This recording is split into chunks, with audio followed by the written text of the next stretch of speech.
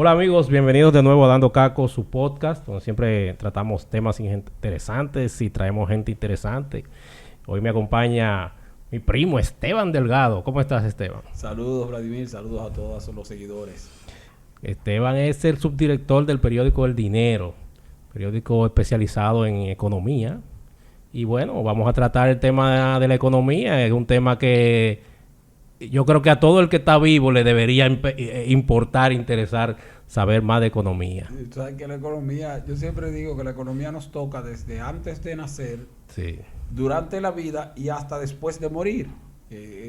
Casi siempre pongo de ejemplo esa parte porque cuando tú tienes una relación con alguien y te van a hacer un bebé, tienes tu esposa embarazada, tu novia embarazada, pues ya tú estás pensando en que viene un bebé, pero también estás pensando en la economía. En que ya eso va a implicar un cambio en materia económica. Quiere decir que desde antes de nacer ya ese niño o concebido está incidiendo económicamente sobre sus creadores. Luego está, bueno, el desarrollo propio de la gente, pero también cuando una persona fallece, entonces también la situación de que los que se quedan vivos están pensando, bueno, señores, miren, en medio de la pena, pero hay que planificar el funeral, hay que planificar el asunto del cementerio.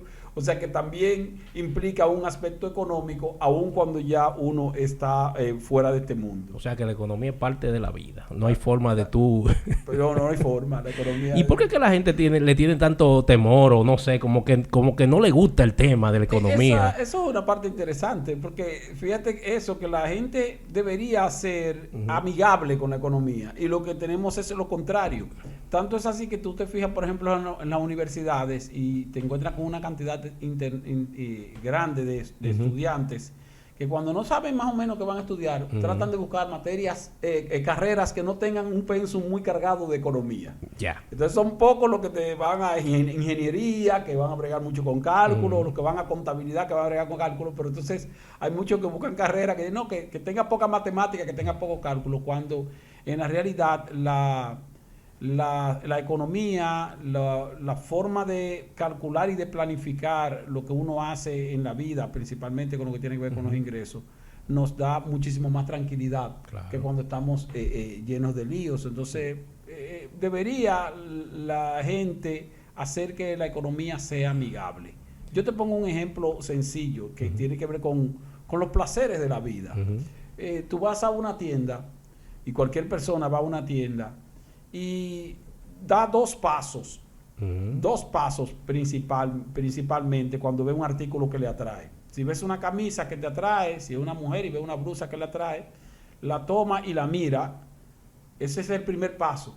Qué bonita está la blusa, qué bonito está el pantalón o la camisa. El segundo paso que das automáticamente es buscar el ticket para ver el precio. Eso es economía. O sea, automáticamente ya estás pensando en la economía. Fíjate que estamos hablando de algo que puede ser muy placentero. Cuando digo placentero, en el sentido que, bueno, vamos a comprar algo. Qué bonitos zapatos. Déjame verlo. Tú miras zapatos, concha, qué chulo está. Pero de una vez tú miras para atrás o por la parte de adentro a ver dónde está el precio para saber cuánto cuesta. O sea, todo hay que vincularlo con la economía, por lo tanto hay que hacerla más amigable. Claro. Yo creo que también influye mucho que la gente como que tiene una mala fama de la economía. Porque quizás lo relacionan con el Z tacaño. Porque tú eres muy económico. O con Z tacaño o con... Nosotros teníamos también un presidente que le gustaba mucho utilizar términos económicos, términos un poquito, vamos a decir que complicados, y la gente como que eso le repele, como que no le gusta cuando le hablan de términos de la macroeconomía, del PIB, de todo estos tecnicismos que la gente piensa que son cosas muy complicadas, pero en realidad, si tú lo analizas, son parte de la vida, son cosas que son esenciales. No, y son parte de la vida, aparte que también te permiten tomar mejores decisiones. Correcto. Porque vas a hacer a tener una idea de más o menos cómo está la situación y más o menos cómo podría venir la situación, ya a nivel macro. Sin embargo, a nivel particular también tienes esa situación a la que haces referencia. O sea que de todas maneras hay que diferenciar lo que nosotros llamamos tacañería de lo que pudiera ser la mezquindad o la condición de ser miserable con el dinero. ¿Por qué? Porque El que nosotros le llamamos tacaño es aquel que generalmente es organizado y respetuoso del dinero. Yo hago referencia a una relación o una chica joven que tiene un enamorado, y el enamorado es un tipo cuidadoso, que calcula, meticuloso con el asunto de la planificación del dinero. No es que un tipo tacaño porque un tacaño es aquel que deja de comer por no gastar. Exacto. Ese es tacaño. Ahora, el que es organizado, que calcula y que tiene más o menos una planificación de qué va a hacer con su dinero, lo que se trata es de una persona que es respetuosa del dinero. Y si has de enamorarte y pensar en el futuro para casarte y formar una familia con un hombre, lo ideal es que el hombre tenga fama de tacaño. Porque si tiene fama de botarata, tú sabes que vas a tener un hogar lleno de líos. Sin embargo, si el individuo es un tipo organizado en términos económicos, ese es el hombre. Sí. Ese es el hombre, porque con ese yo sé que voy a construir un futuro. Claro. Entonces, no, ese es el que se tiene la tendencia a rechazar en principio, porque ese no da muchas satisfacciones de gozo en términos de derroche de dinero. Sin embargo, da mayor seguridad en cuanto a lo que tiene que ver con la perspectiva de futuro en una relación de largo plazo. A largo plazo, claro. Eso es. Lo que pasa es que uno está muy acostumbrado a la gratificación instantánea, o sea, que las cosas vengan rápido, pero realmente para que tú puedas tener una relación a largo plazo y que sea sostenible económicamente, esa es la única forma, siendo un poquito tacaño, vamos a llamar, manejándose económicamente. Que yo lo defino como respetuoso del dinero. Exacto. Para no decir tacaño, no es respetar el dinero. Efectivamente. Tú te das cuenta, Vladimir, en otro aspecto que también se hace mucha referencia porque se da comúnmente en las personas pobres, es el llamado redondeo. El redondeo. ¿Tú te das cuenta de que el redondeo? ¿Tú sabes quiénes son los que redondean? Los pobres, que te dicen, no, pero 5 pesos no es nada. No, pero 10 pesos no es nada. Pero te voy a pelear por 50 pesos, pero total, qué sé yo. Los pobres son los que redondean. Los ricos no redondean. No. Yo siempre le pongo de ejemplo a la gente cuando me toca hablar de finanzas personales. Mira, ojalá tengas acceso a un contrato corporativo de una empresa con otra empresa grande, o la negociación para una inversión que va a ser un inversionista grande sobre tal o cual proyecto empresarial. Y cuando lees el contrato te vas a dar cuenta que toman en cuenta centavo por centavo, con una perspectiva de futuro y una medición de economía de escala y de lo que se va a producir, lo que se va a gastar y cuánto implica tal o cual acción. O sea, los ricos no redondean porque son respetuosos del dinero y por eso tienen mucho dinero.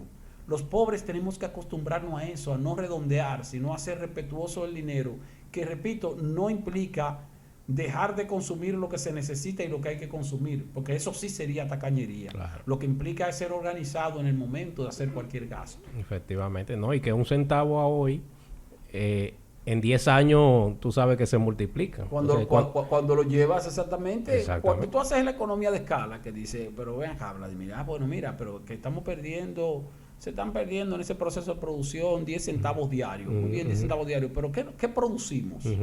¿Cuánto producimos? Por cada botellita que se produce se pierden 10 centavos. Sí. Bueno, 10 centavos, pero ¿cuántas botellas se producen? No, se producen 10 millones de botellas semanal. Sí. Cuando tú calculas entonces 10 millones de botellas por 10 centavos cada una, te vas a dar cuenta de que ya es dinero. Efectivamente. Ya es dinero. Yo oí un caso de una línea aérea, no sé si tú escuchaste ese caso, que se ahorraron millones de dólares en un año porque le sacaron una aceituna de la comida que te dan en el avión. Sí. Una aceituna y tú dices, pero una aceituna, pero multiplica esa aceituna por la cantidad de platos y la cantidad de viajes de vuelo que se hacen en el año, y ahí salió unos cuartos. Ese tipo de detalles. Ese es el detalle. O por eso existen, por ejemplo, el caso de la zona franca. Muchas de las personas que nos están escuchando seguro han trabajado en zona franca. La zona franca, por poner un ejemplo de una zona franca textil. Yo que fui sastre durante muchos años, si tú vas a hacer un pantalón, tú posiblemente te tardes para hacer un pantalón rápido, si eres un sastre hábil, 2 horas. Sin embargo, si tú ubicas 10 personas para que cada uno hagan 10 pantalones, te van a hacer 10 pantalones cada 2 horas. Pero si tú ubicas esas mismas 10 personas y especializa uno en braguetas, otro en bolsillos, otro en ruedos, otro en la pretina, otro en lo que tiene que ver con el asunto de los botones, y cada quien va produciendo, entonces te vas a dar cuenta de que esas 2 horas se van a reducir quizás a media hora. En vez de producir 10 pantalones cada 2 horas, van a producir 20 o 30 pantalones también cada 2 horas. ¿Por qué? Porque cada quien se va a especializar en un elemento pequeño, pero como es un elemento pequeño, lo va a hacer con muchísimo mayor rapidez. Más rápido. Eso es lo que practican, por ejemplo, las empresas de zona franca. ¿Para qué? Para maximizar la producción y la productividad. Sí. Eso es economía de escala. Y entonces tú dices, bueno, pero ahora, en el tiempo que yo tardaba, con la misma cantidad de empleados, el tiempo que yo tardaba para hacer 10 pantalones, ahora yo en ese mismo tiempo hago 30 pantalones. Quiere decir que mi producción se ha triplicado. Y son las mismas personas. Sí.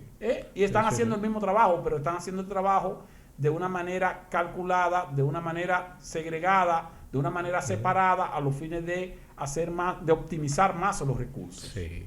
Sí, y los chinos saben mucho de eso. Los chinos son especialistas. Ellos son expertos en ese tema.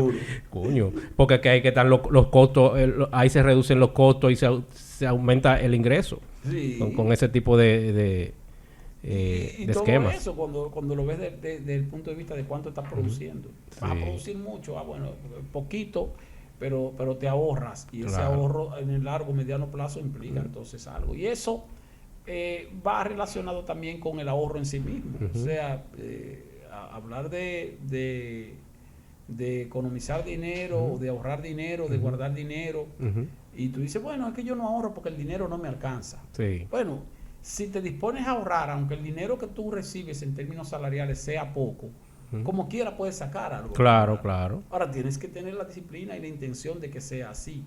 O sea, uno no deja de ahorrar por el hecho de que tenga un alto ingreso o tenga un bajo ingreso. Uno generalmente deja de ahorrar simplemente porque no se pone para eso. Porque no tiene la disciplina. Porque si tú ganas 20,000 pesos, tú dices, bueno, el dinero no me alcanza. Pero si tú luego, dentro de 5 o 6 años, estás ganando 100,000 pesos, tampoco te va a alcanzar. Sí. Aridio, echa para acá. Señor, Aridio llegó tarde, pero vamos a darle un chance. Ven, Aridio, siéntate, que te interesa. Este tema te va a interesar.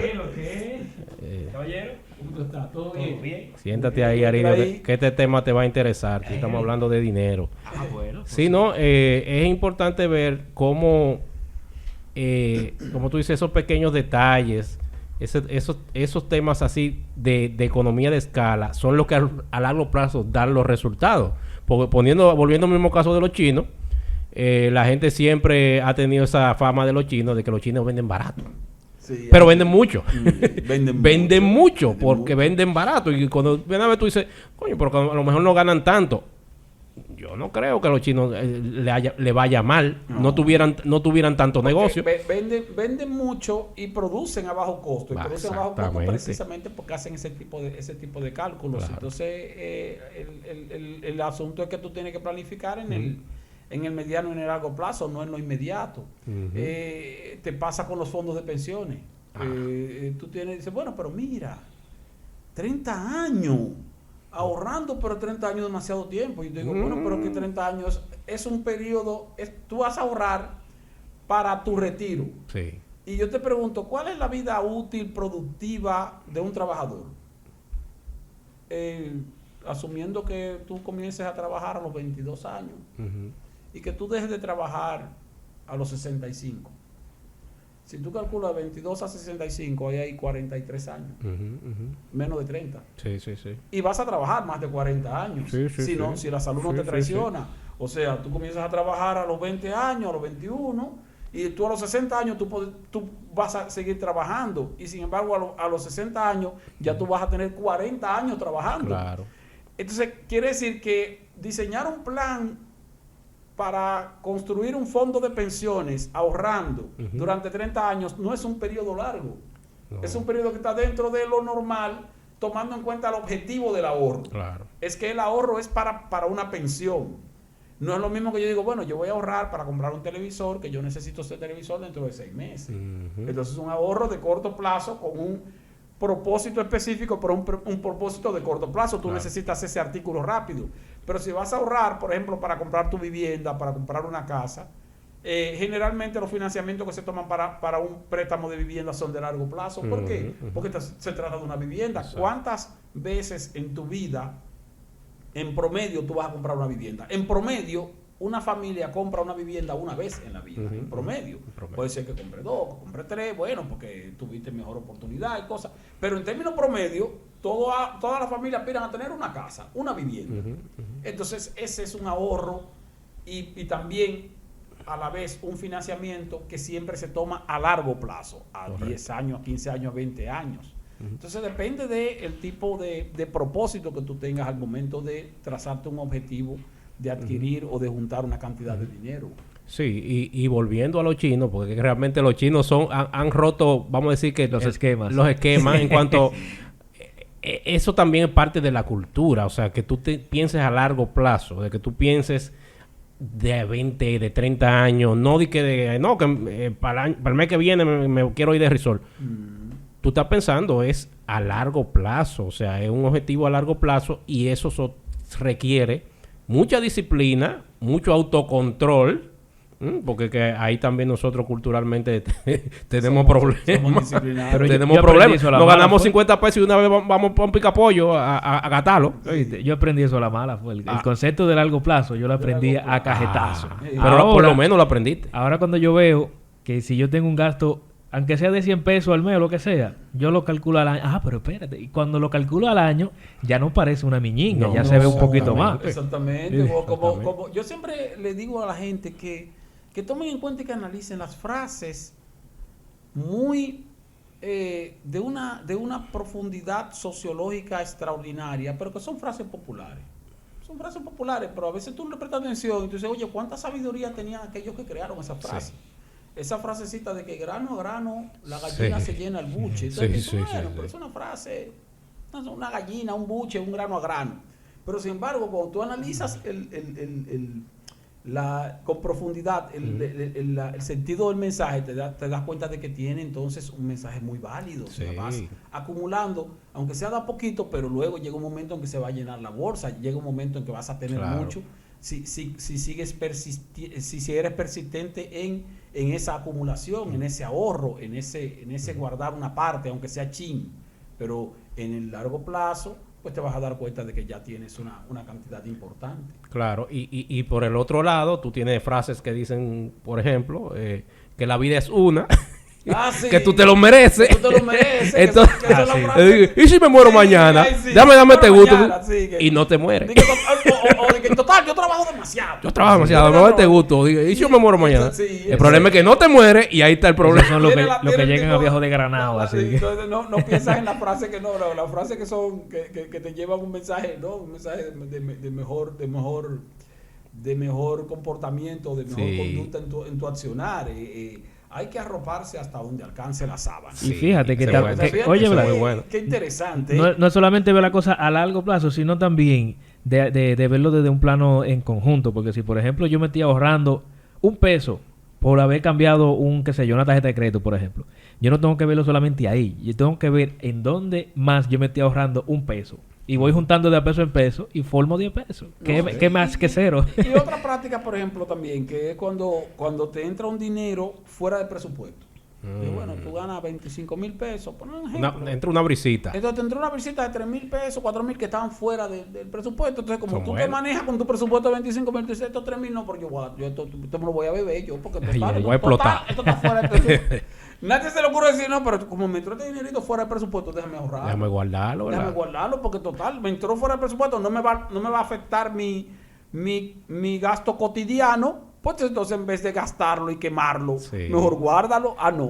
La gente lo que piensa es en darse un golpe. Déjame aprovechar, porque también así como te puede entrar una brisita así de improviso que tú no estás esperando, también te puede venir una situación, un palito que el carro se te fuñó. Una brisita inversa. ¿Verdad? Y si no tiene ahí con qué resolver, ya tú no sabes. Una brisa y no una tormenta. Por eso que yo siempre tengo eso en porcentaje. Es decir, yo no cuento siempre, lo que ingresa fijo. No. Vamos a hablar de porcentaje, porque puede ser que en un mes entre un ingreso mayor que en otro. Entonces, si entra poco, bueno, yo actúo en base al poco, pero si entra mucho, actúa proporcionalmente a lo mucho. Y eso es algo que la gente que trabaja de forma independiente tiene que manejar muy bien. Sí.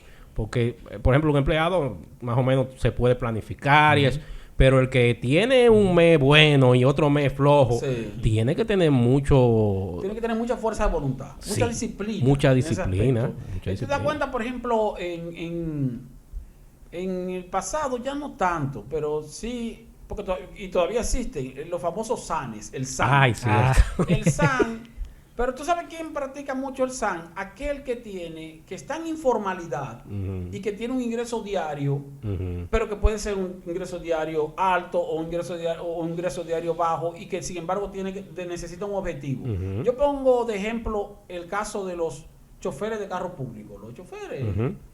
ese es un individuo que sale con su vehículo a tasear o a conchar o lo que sea, entonces le entra todos los días un dinero. Ujú. Pero ese individuo difícilmente pueda decir, déjame juntar 20,000, 30,000 pesos.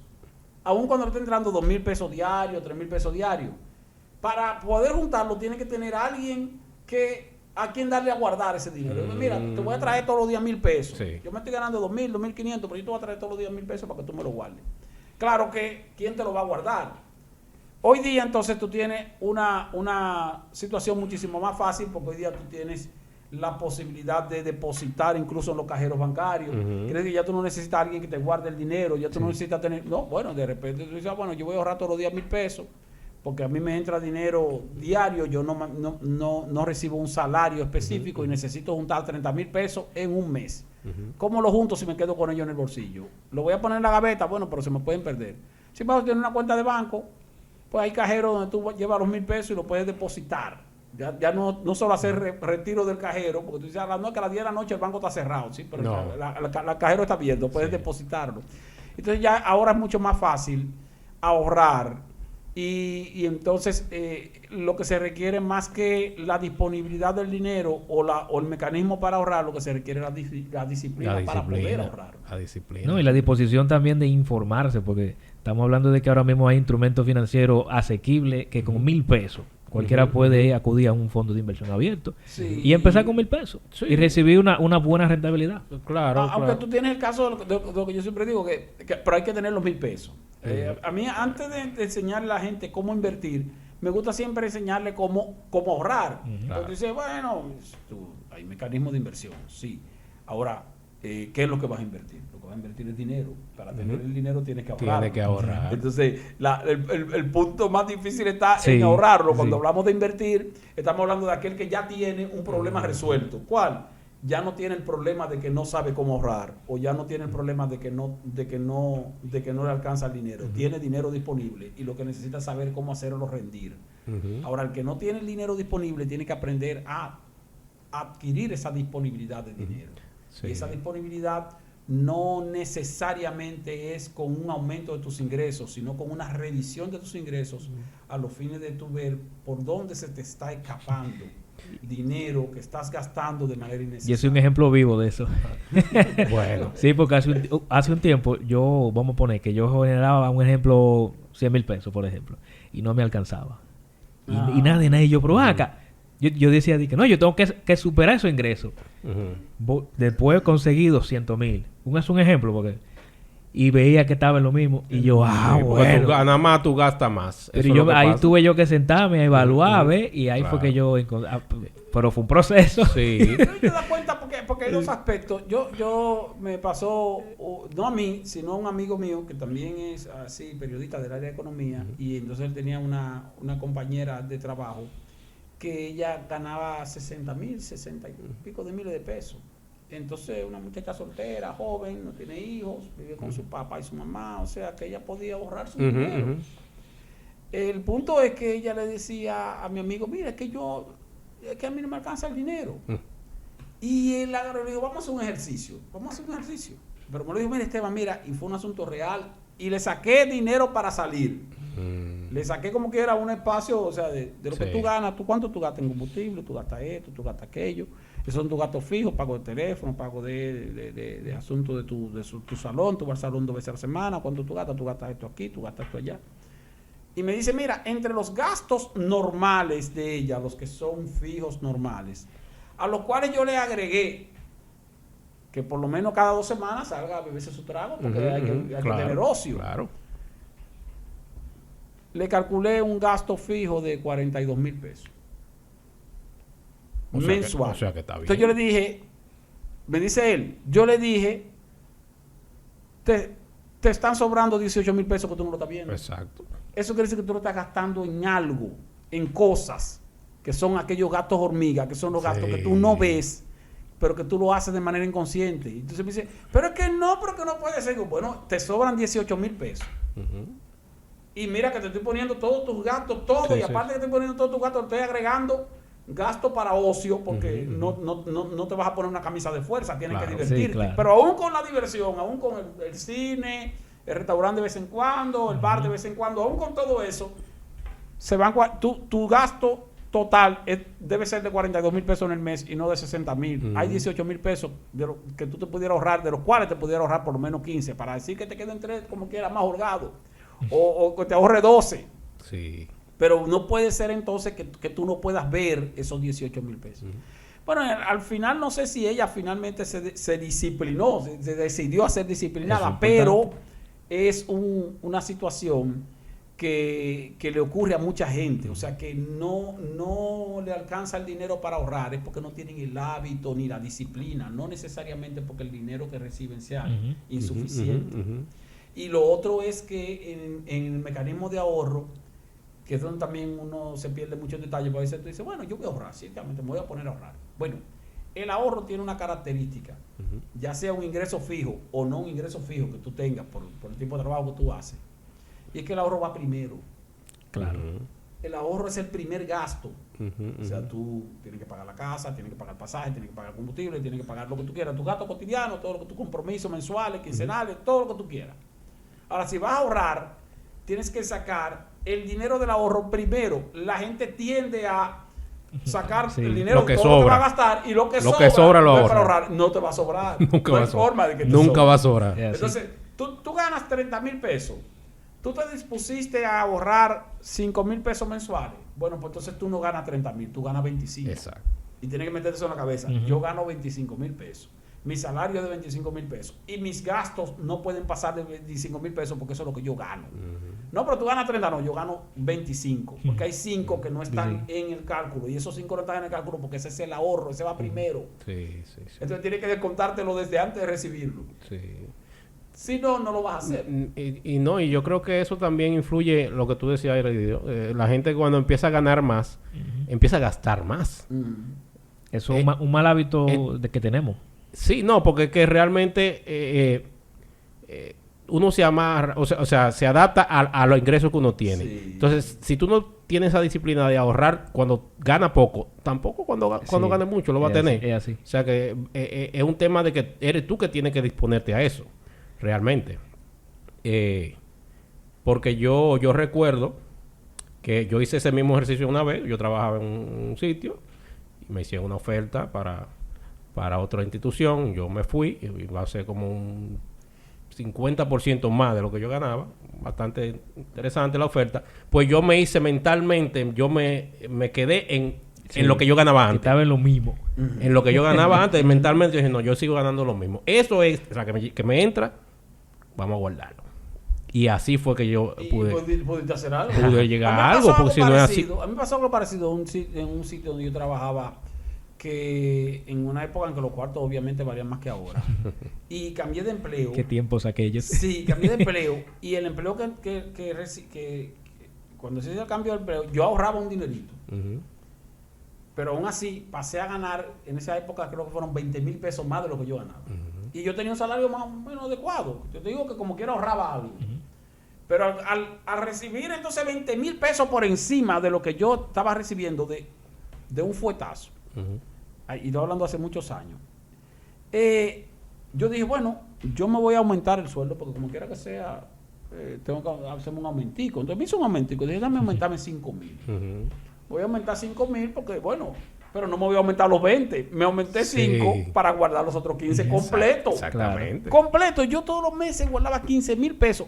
Bueno, 15,000 más lo que yo ahorraba dentro de mi ahorro. Entonces dije, bueno, para no sentirme como incómodo, por eso dice, bueno, no fui tan extremo como tú. Lo que dije fue, me voy a aumentar un chin, porque voy a aumentar un poquito mi hábito de consumo, porque como quiera mi condición económica mejoró. Claro. Pero no al mismo nivel. Y ahí está un elemento que la definición más cercana que de manera particular pudiera darle es la de el valor laboral de mercado.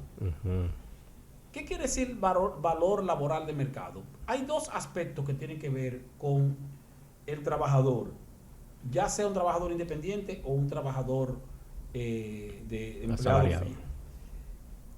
Tú tienes que saber cuál es el salario promedio o la tarifa promedio del tipo de servicio que tú prestas.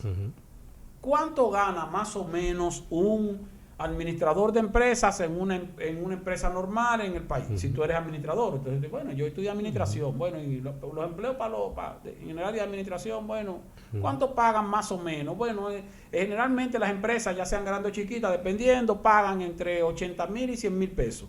Bueno, quiere decir que el valor laboral de mercado de tu carrera, de lo que tú estudiaste, está entre 80,000 y 100,000. Luego, tú tienes que calcular el valor laboral de mercado tuyo como profesional. Tú dices, bueno, de mi capacidad profesional o mi especialidad profesional paga entre 80 y 100. Ahora, como yo soy bueno en lo mío, yo no trabajo por menos de 90. O como yo no soy muy cosa, yo tengo que coger 80 y quizás hasta un chin menos. Sí. Entonces, pero tú conoces tu valor laboral de mercado, el tuyo, y conoces el valor laboral del mercado en el cual tú ofreces servicios. Exacto. Así puede darse el caso de que tú en algún momento digas, bueno, tal vez porque te nombraron una institución del Estado que pagan algún salario por encima de lo normal y muy por encima de lo que paga el sector privado, y de repente tú consigues un empleo en el sector privado haciendo lo mismo que tú sabes hacer, pero resulta que el salario que te pusieron fue de 180,000 pesos o de 200,000 pesos. Pero eso es un salario coyuntural. Sí. Porque tú sabes que tu valor laboral de mercado está entre 80 y 100 y ahora estás ganando 200. ¿Cuál es el error que comete mucha gente? Que lleva su hábito de consumo a los 200,000 en vez de mantener su hábito de consumo dentro de su valor laboral de mercado. Sí. ¿Por qué? Porque cuando se termine ese empleo coyuntural, tú vas a volver otra vez a buscar empleo en tu mercado. Y en el mercado tuyo se paga entre 80 y 100. Ciertamente duraste un tiempo ganando 200, pero duraste un tiempo ganando 200 de manera coyuntural. Lo que debiste hacer fue entonces decir, bueno, yo no voy a salir de mi hábito, yo no voy a llevar mi hábito de consumo a lo que estoy ganando de manera coyuntural, sino que voy a mantener mi valor, mi hábito de consumo dentro de mi valor laboral de mercado. Me pasó algo similar. Cuando vuelvo otra vez para atrás, entonces seguir con un hábito de vida normal y que no se me note que, oye, mira, fulano ahora, después que lo sacaron del gobierno, se lo está llevando el diario, tuvo que cambiar de vehículo, tuvo que sacar a los niños del colegio porque lo inscribió en un colegio carísimo, o tuvo que cambiar del apartamento y comprar un apartamento más bueno, porque tú hiciste un hábito de consumo de 200,000 pesos mensuales. Cuando tú sabías que tú no vales 200,000, que tú vales 100,000, debiste entonces guardar 100,000 mensuales para que entonces cuando salieras de ahí, volver a tu valor laboral de mercado, pero al mismo tiempo tener un ahorro suficiente para vivir mejor. Exactamente. Entonces, eso le pasa mucho precisamente a gente que ha conseguido empleos coyunturales en el gobierno. Sí. No como funcionario, sino como empleado. Sí, estaba en una situación similar. Porque en el Estado hay departamentos, hay áreas donde se están pagando salarios que están muy por encima del valor laboral que en el sector privado se paga. Pero eso es coyuntural, porque no vas a durar toda la vida en el gobierno, o no vas a durar toda la vida en ese empleo. Y entonces no se puede incurrir en ese error. Me extendí un poco en esa parte porque quería pero el concepto. Es muy buen ejemplo. Conocer el valor laboral del mercado y el valor laboral del mercado en el cual uno tiene una especialidad. Por ejemplo, en el área que yo me desenvuelvo, que es la tecnología, hemos pasado por una especie de burbuja en el sentido de eso, del valor del mercado del personal. Hubo un momento que los sueldos de los programadores eran una locura. O sea, era una cosa que, estaban sobrevalorados. Ya se están estabilizando. Y entonces, más con esto de la IA. Ahí sí es verdad. Exactamente, pero en ese momento nadie quería trabajar por menos de... todo el mundo... un chamaquito que salía de un curso de Infotec ya quería cobrarte como un ingeniero de sistema especial. Entonces, eso es muy importante que tú lo tomes en cuenta para tú saber hasta dónde tú puedes estirarte, o sea, decir, coño, esto está pasando ahora, pero esto no es lo normal. Oye, que cuando me pasó a mí, que yo me vi con un trabajito del extranjero, ganando en dólares, buenísimo, que sé yo qué, yo dije, esto es temporal, porque yo tengo buena suerte ahora, pero yo no sé si mi suerte va a seguir igual. No sé. ¿Y qué yo hice? En ese tiempo que yo duré devengando ese jugoso salario, Sí. ¿qué hice yo? ¡Fuápete! Limpio, no deuda, no nada, limpio. Exacto. Ahorro e inversión. Ahora, cuando vengan los momentos difíciles, ahí yo estoy preparado. Bueno, ya tú por lo menos no arrastraste deuda ni nada. Y tal Tú cual. sabes que yo tengo una teoría, Esteban, que es un poquito controversial en cuanto a eso. Que es que en la economía doméstica, vamos a decir, de la casa, de la canasta familiar y todo esto, Sí. nosotros que crecimos, quizás tú y yo, en un ambiente donde generalmente nuestras madres estaban en la casa, quien trabajaba era el padre, y todo eso ha cambiado con los años, obviamente. Llegó un momento que la gente empezó a decir, no, si los dos no trabajan, no se puede mantener una casa. Eso fue una cosa que todo el mundo se puso de acuerdo y dijo, sí, tienen que trabajar los dos. Ya no es de que porque la mujer quiera trabajar, es porque tienen que trabajar, porque si no, así no se puede mantener. Si no, no alcanza. No, Yo pienso, una teoría mía, que eso no es verdad. Yo creo que eso no es verdad. pero con los salarios mínimos que hay No, yo creo que eso no es verdad. Yo creo que si el dinero no alcanza porque trabajan los dos. ¿Entiendes? Si trabajara uno solo, no importa que sea la mujer o el hombre, no tiene que ver. Si trabajara uno solo, el dinero alcanzará porque la gente se adapta al dinero. Tú dices que lo que fluctúa no es el salario en sí, sino la adaptación a ese salario. Es que exactamente. Claro que no alcanza porque están trabajando los dos. Pero ahora los dos tienen más ingresos, pero tienen más gastos. Sí, pero eso es un escenario donde el salario sea competitivo. Donde el Sí, salario sea claro. bueno. No, claro. Estamos hablando porque si no como quiera, tú tienes la situación, porque tú tienes como quiera que ver que el problema aquí es que el promedio de ingreso, el promedio salarial, aún en niveles medios, en buenos niveles, es bajo. Sí. O sea, es bajo. Entonces, te pongo un ejemplo del ahorro para comprar una vivienda. Vamos a poner un ejemplo sencillo. Vamos a ahorrar para comprar una casa. Tenemos que ahorrar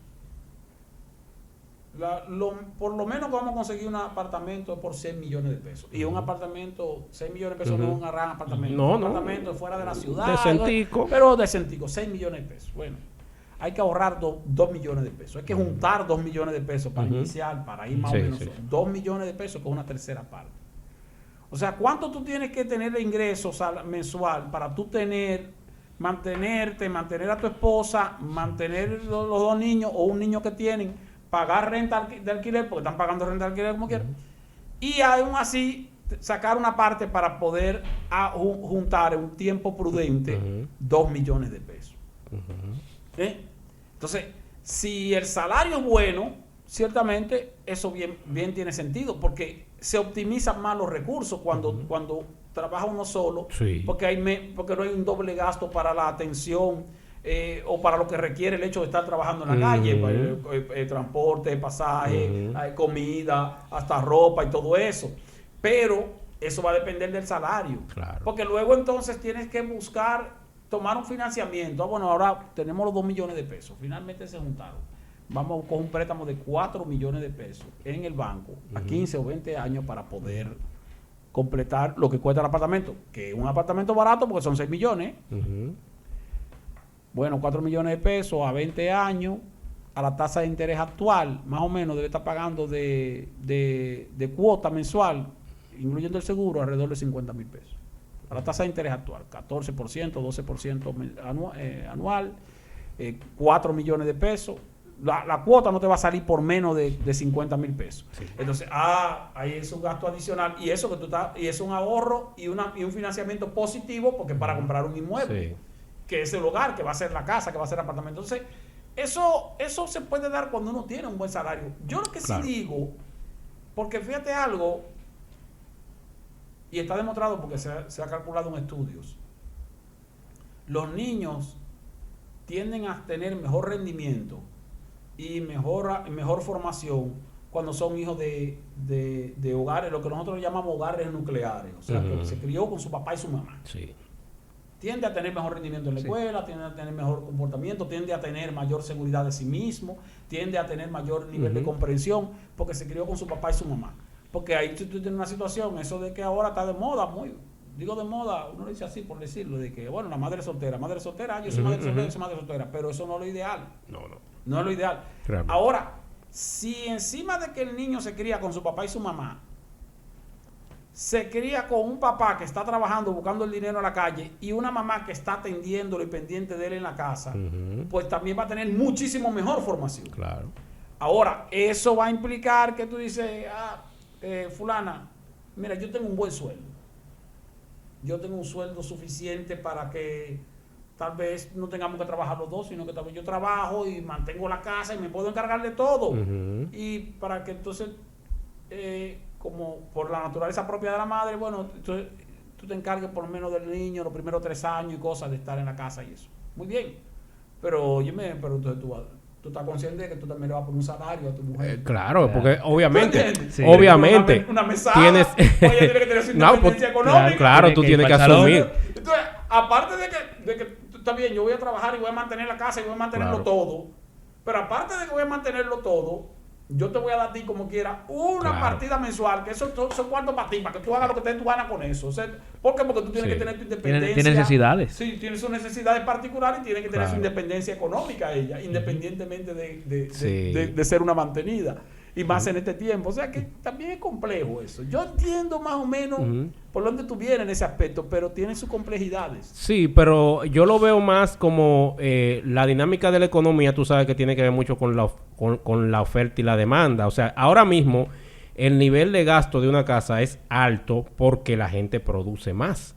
Si la gente produce, las casas produjeran menos dinero, vamos a decir, porque obviamente en vez de trabajar los dos, trabajará uno, pues ya no se puede ir al resort. Al resort tú no puedes ir todos los años, ni puedes ir a la pizzería todos los días. Pero que hay gente que cogen cosas financiadas porque dicen, pero yo gano tanto, yo lo puedo pagar. No, claro. Ya es un indicio claro de que la gente, dependiendo de qué tanto gana, que se endeuda. O sea, es como porque llevan su hábito de consumo al nivel de ingresos que tienen, sin pensar en que no necesariamente debe ser así. Tú puedes llevar tu hábito de consumo a un 70% de tu nivel de ingreso o a un 80% de tu nivel de ingreso, para que ese otro 20% te sirva para ahorrarlo o para tenerlo como una reserva. No, hay gente que el gasto de ellos es un 120%. Sí, ya lo sabes. Siempre están buscando, recogiendo para... Sí, que entonces terminas gastando de más. Claro. Y ahí es que entran una palabra que a mí no me gusta, que yo odio, es el tarjetazo. Ay, vivado. La gente dice, no, que di un tarjetazo. Cuando alguien te dice que di un tarjetazo, automáticamente te está diciendo que cometió un exceso. Eso automático, es te está diciendo que cometió un exceso. Porque lo que te está diciendo es, compré algo que no debí comprar o compré algo que está por encima en precio de lo que yo podía pagar.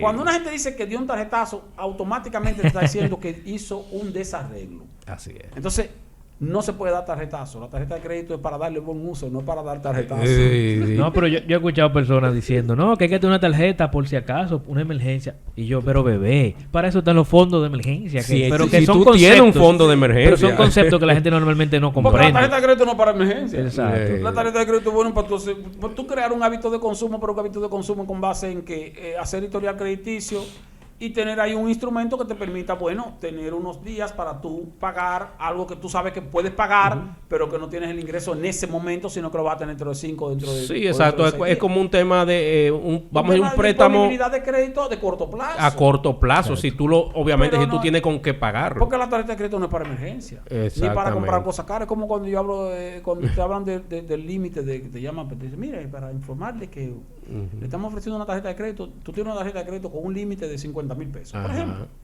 Pero tú nunca has gastado 50,000 pesos, tú siempre la has consumido 20,000, 15,000, 10,000 y tú, por un te mantiene ahí. Te mantiene ahí. Pero te llaman del banco para decirte que te van a ofrecer una tarjeta con un límite de 100,000. Entonces, mire, Esteban, ¿qué tú crees? Me están ofreciendo una tarjeta con un límite de 100,000. Y yo le digo, ¿y la que tú tienes? ¿Cuánto es el límite? 50,000. Digo, ¿y tú lo has gastado los 50,000? ¿O tú estás gastando más de 50,000 con la tarjeta? No. ¿Y entonces para qué tú quieres un límite mayor? Para decir que tu tarjeta... Siempre te va a decir, no, porque mi tarjeta es 400,000. No, y que es una tentación. Tú tienes esos 100,000 ahí. Tú tentación. Claro, esos 100,000 disponibles ahí. Tú nunca has consumido eso. Tú me preguntas a mí, a Esteban Delgado. Esteban, ¿de cuánto es el límite de tu tarjeta? Yo no sé. Yo no sé cuál es el límite de mi tarjeta. Porque yo nunca... Nunca te ha pasado. Nunca me he detenido a pensar, ven acá, ¿cuánto es el límite para yo saber si puedo comprar o voy a comprar algo de 200,000, de 300,000 pesos? ¿En una sola compra? No. Entonces, pero no, la gente se llena de ese tipo como de ilusión o de vanidad. O cuando te dicen, no, pues me están ofreciendo una tarjeta con un límite mayor y que me permite, qué sé yo, entrar a la sala VIP cuando yo voy de viaje. Y tú te pregunto, ¿y cuántos viajes tú haces al año? No, porque si tú eres viajero, frecuente, yo te digo, bueno, te conviene. Pero si tú no eres no, yo viajo una vez al año. Si tú viajas una vez al año, ¿cuál es la ventaja? No hay que mucha tú puedes entrar a la sala VIP. No hay mucha ventaja. Entonces tú lo ves como un plus, pero no un plus nada. Yo confieso que caí en ese gancho. Yo sí. Te ofrecen cosas, pero te ofrecen facilidades y simplemente son facilidades. Sí, pero ¿cuántas veces la vas a usar? Porque la idea es atraerte como cliente. En el caso mío me pasó eso mismo. Yo tenía mi tarjeta y yo no quiero más tarjeta. Entonces me dijeron lo de la sala VIP y yo, bueno, caíste ahí. Está bien. Yo no la voy a usar como quiera, pero si tengo ese beneficio. El problema es que te ponen un cargo por emisión. Y al final tú terminas pagando casi lo mismo de lo que cuesta en la sala VIP. Claro. Pero fíjate que... Ahora, tú me dices a mí, no, mira, que yo viajo... Exacto, que tú viajas 7 veces mucho. al año porque mi trabajo me obliga a viajar. Bueno, tú eres viajero Sí. frecuente. Bueno, te conviene, claro. Te conviene, pero tú viajas una vez al año, a lo sumo 2. Que las personas que somos, vamos a decir, normales, que tenemos visa bueno, tú tomas vacaciones. Lo más que yo viajo al año, como mucho, son 2 veces. A menos que se me presente un viaje de trabajo. Porque hoy con qué fuerza voy a estar. Pero fíjense que la mayoría de las veces se trata de lo que mencioné antes, que es de la falta de conocimiento.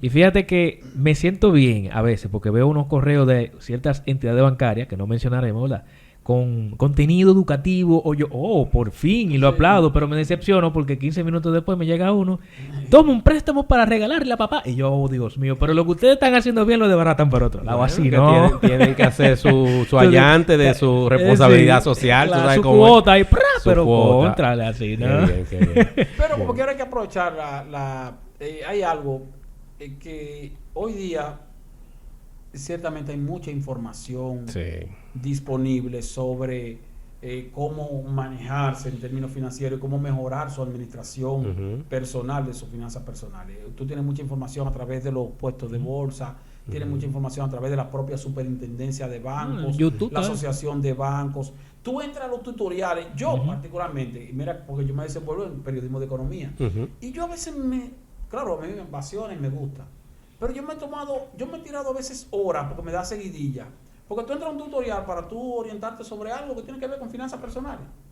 Y te encuentras con una cantidad brutal de tutoriales de que te enseñan cómo hacer cálculos de tasa de interés, cómo se calculan tales o cuales cosas, cómo manejar la tarjeta de crédito, cómo hacer algún tipo de inversión, cómo hacer un plan de negocio, si vas a poner un negocio nuevo. Entonces te encuentras con tanta información útil.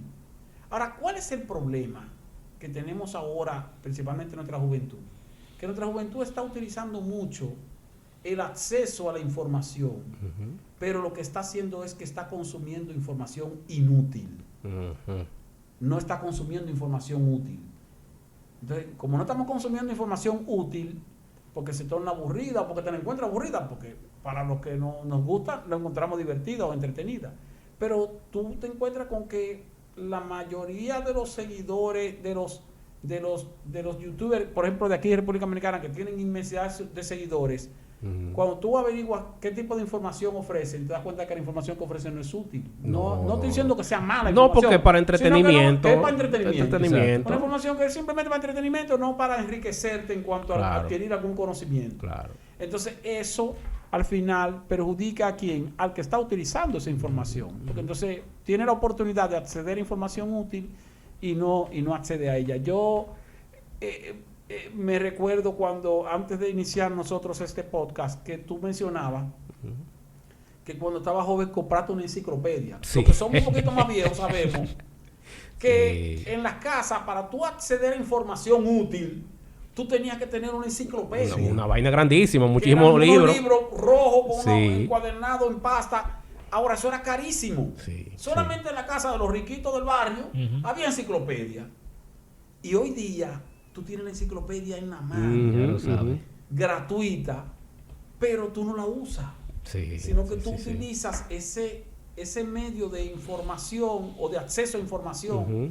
para buscar información inútil en vez de buscar información útil. Claro. Hoy que tenemos la mayor posibilidad de acceso a información gratuita, entonces la utilizamos menos o la buscamos menos. Y antes lo que teníamos que hacer era un sacrificio para tener esa enciclopedia o para ir a la casa del amiguito donde había una enciclopedia. Así No, es. y ahora es más fácil que tú le dices a ChatGPT, óyeme, investígame también. en página de tal cosa, yo quiero... Y él va y te la busca. Y Y, te la busca. y te dice, mira, yo busqué aquí. ¿Qué es lo Pero que tú quieres? Dime. tienes que tener el deseo de buscar la Sí. información. Y de aprender. Y de aprender, O sea, exactamente. aprender. Porque el problema ya no es el acceso a la información. El acceso está ahí. Ya el es... problema es la selección. Exactamente, La selección. exactamente. Qué pena cuando un muchacho se tira 3, 4, 5 horas viendo contenido divertido. Sí. Y no viendo Y no pasa- contenido útil. Claro, porque digo, te tiene que ayude haber a un hacer. balance. Porque no es que también. no lo vea. Pero No, exacto, tú puedes ver un ratico. Pero si eso es lo único que tú ves, entonces Pero estamos exactamente, porque tú estás alimentándote de contenido desechable. No es nada con lo que tú te vas a quedar y que tú vas a poderle fritos. Te sacar va a quedar provecho. con lo que tú vas a poder sacarle todo provecho. un balance. Exactamente. Todo un balance. Así es. Esteban, yo creo que se nos está acabando el tiempo. A mí se me quedaron un par de temas ahí que yo quería tocar, pero lamentablemente estaba muy interesante. No, pero después la volvemos. conversación. Vamos a tener que hacer otro episodio, sí, porque de verdad que tú sabes que este tema...